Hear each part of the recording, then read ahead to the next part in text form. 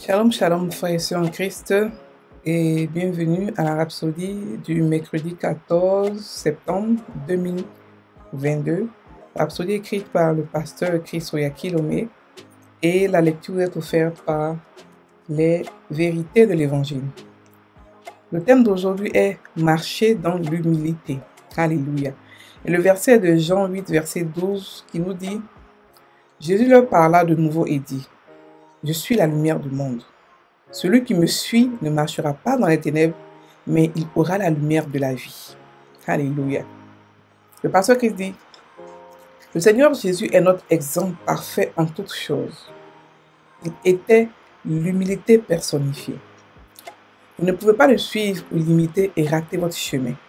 Il a dit « Celui qui me suit ne marchera pas dans les ténèbres, mais il aura la lumière de la vie. » Vous ne pouvez pas suivre ses pas et marcher dans l'orgueil.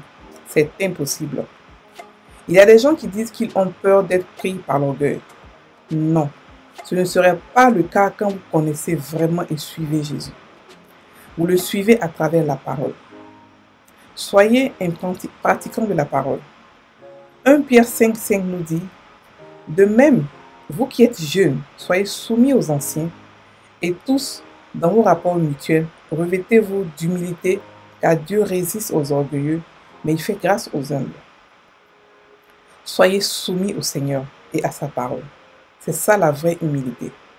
Dans Philippiens 2, verset 3, la version amplifiée, l'Esprit nous dit « Ne faites rien à partir des motifs de faction, à travers des controverses, des querelles, d'égoïsme, ou par des fins indignes, ou motivés par la vanité et vide d'arrogance.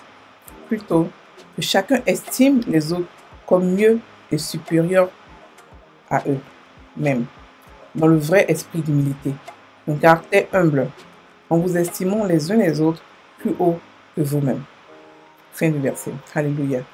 En fait, il dit, soyez humbles. Ne dédaignez jamais vos frères et sœurs en Christ, spécialement vos dirigeants dans le Seigneur. Soyez soumis. L'orgueil vient du diable. Ça conduit à son exultation de soi et à son arrogance. Dieu l'a expulsé de sa place d'honneur. Prenez la décision consciente de marcher dans l'humilité. Ça fait partie de la manifestation de la vie du Christ en vous. Ça apporte de la promotion. La Bible dit que Dieu résiste aux orgueilleux et donne plus de grâce aux humbles.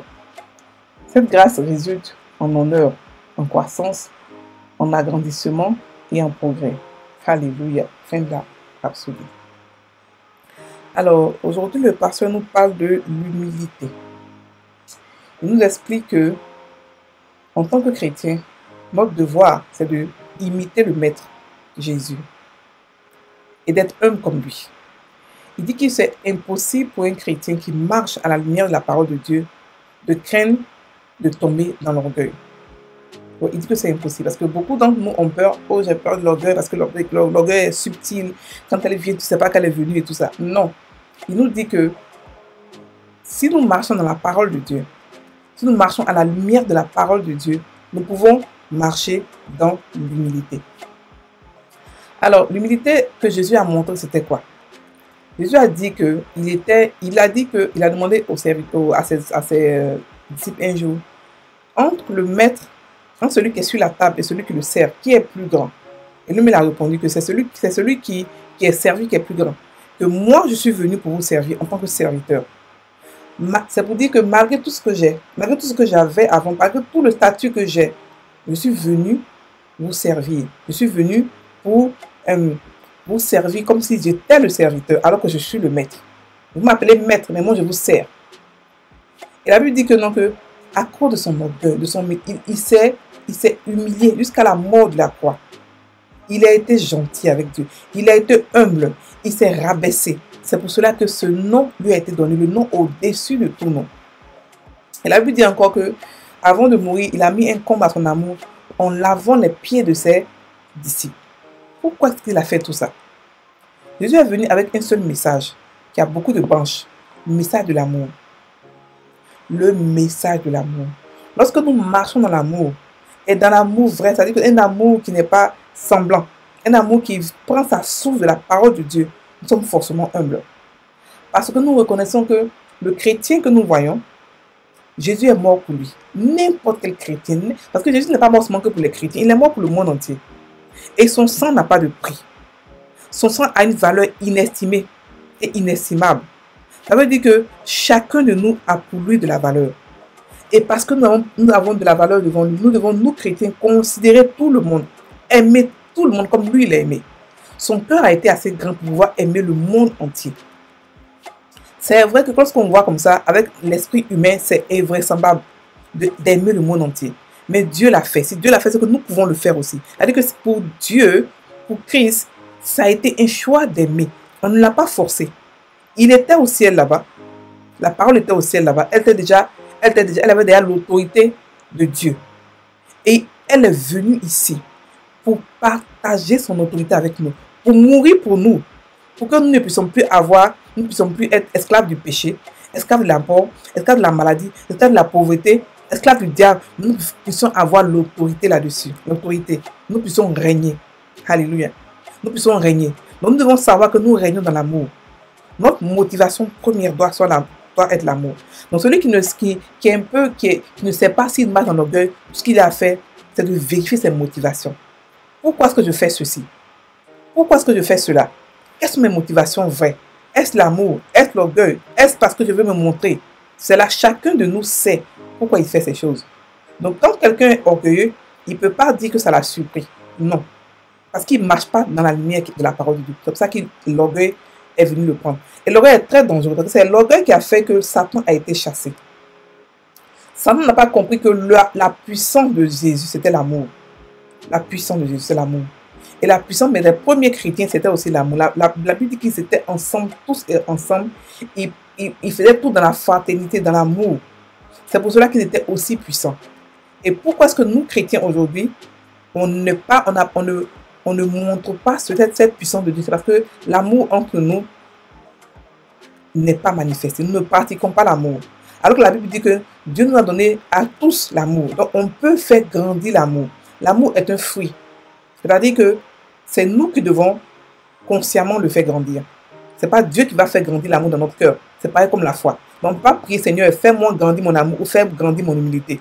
Ce qu'on peut faire, c'est pratiquer l'amour et pratiquer l'humilité. Et pour ce faire, il faudrait qu'on soit conscient de ce que c'est que l'amour de Dieu. L'amour de Dieu nous vient par révélation.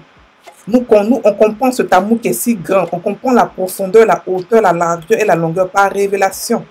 Et c'est comme cela que nous pouvons être remplis de toute la plénitude de Dieu.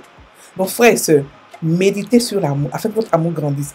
Et quand vous méditez là-dessus assez, 1 Corinthiens 13 nous parle de l'amour. Quand on médite là-dessus assez, et quand nous savons que tel que Jésus est tel que nous sommes, nous commençons à manifester l'amour de Dieu pour n'importe quel homme. Nous décidons d'aimer les gens, quel que soit leur caractère, quel que soit leur défaut, quel que soit ce qu'ils font. C'est un amour inconditionnel. Et nous commençons à être humbles, parce que l'amour est humble. Si vous manifestez l'amour sans être humble, c'est que votre amour n'est pas de l'amour, c'est un amour fake. C'est un faux amour. Parce que le vrai amour se manifeste toujours avec l'humilité. Et l'humilité suit toujours. Le vrai amour veut qu'en tant que chrétien, nous ne nous servons pas des gens, mais nous servons les gens. Nous servons n'importe qui. C'est-à-dire que nous servons le chrétien, qu'il soit petit, grand, vieux, nous le servons. Pas parce qu'il est plus âgé que nous, pas parce que pour des raisons inutiles, mais parce que c'est l'amour qui fait notre relation. C'est l'amour qui fait ce que nous sommes en tant que chrétiens. Dieu est amour, nous devons aussi aimer. Et en Afrique surtout, on a ce dit-là qui dit que parce que quelqu'un est âgé, nous devons forcément le respecter. Non, nous ne respectons pas parce qu'il est âgé, nous respectons par amour et par humilité.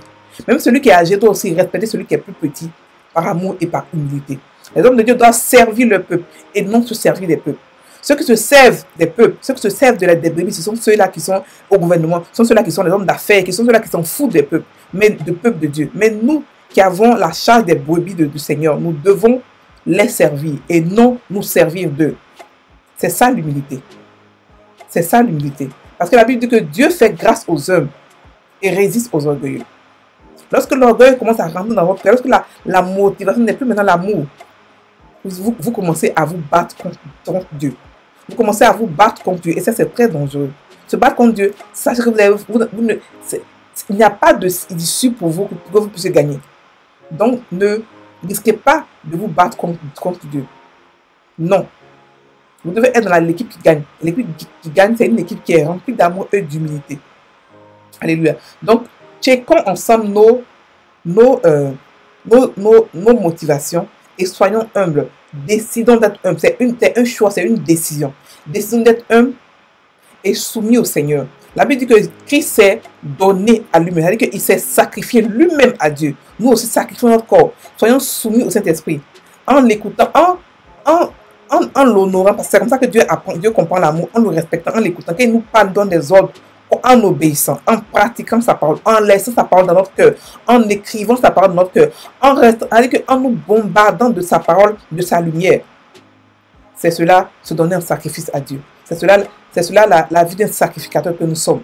Alléluia. Nous ne pouvons pas être arrogants et blesser les gens n'importe comment. Ça n'a pas de sens. Un chrétien qui est supposé apporter l'amour, qui est supposé apporter l'apaisement, qui est supposé apporter la compassion ne peut pas blesser les gens consciemment. Vous dites que moi, de toute manière, comme on me parle, il faut que je parle. Il faut que...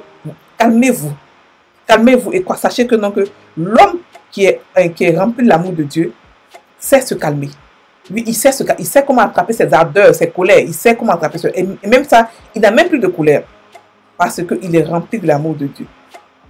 Nous devons savoir que l'humilité apporte la promotion.